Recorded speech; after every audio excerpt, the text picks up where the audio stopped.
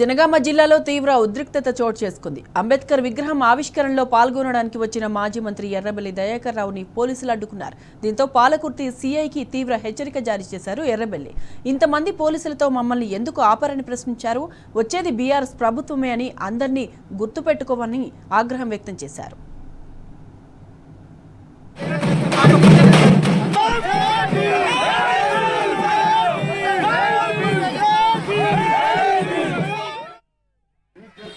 ఈ గవర్నమెంట్ ఉందని పోలీసు వాళ్ళంటే నాకు గౌరవం ఉన్నది. ఆ గౌరవాన్ని చెడగొట్టుకుంటాను.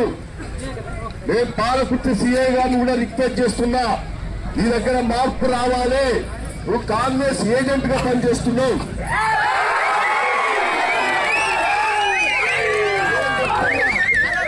నేను తలుచుకుంటే ఏమన్నా కాగలుగుతారు. నన్నెందుకు ఆపుతారా మీరు? అంబేద్కర్ అందరి మూల పురుషుడండి, రాజ్యాంగం రాసే వ్యక్తి అండి. 2 ఏళ్ల బట్టి ఆపుతారు, 6 సంవత్సరం 6 నెలల బట్టి ఆపుతారు. ఓపెనింగ్ కాకుండా ఏదో కారణం పెట్టి.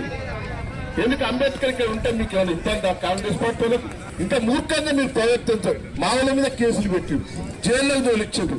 ఇంకా రాలేదాన్ని మీకు తృప్తి? అంబేద్కర్ గారు ఒక ఎస్సీలకే కాదు, పేద ప్రజల్లో గుండెల్లో ఉండే వ్యక్తి ఆయన. అందరికీ న్యాయం చేశారు. దయాకర్ని వాళ్ళందరినీ మీరు అరెస్ట్ చేయ పోలీస్ స్టేషన్ లోనే బెయిలిస్తూ ఉన్నారు, కోర్టుకు పంపించారు. మీరు ఒక్క మాట మీద నిలబడతలేరు. అందరి మీద కేసులు పెడుతున్నారు. నేను విజయం ఇస్తే నేను ఇక్కడ కాదు, అవసరమైతే డీజీపీ ఆఫీసర్ కూర్చొని ధర్నా చేస్తాను. మా 27వ తారీఖు నాడు బహిరంగ సభ ఉన్నది. దత్తరిల్తుంది.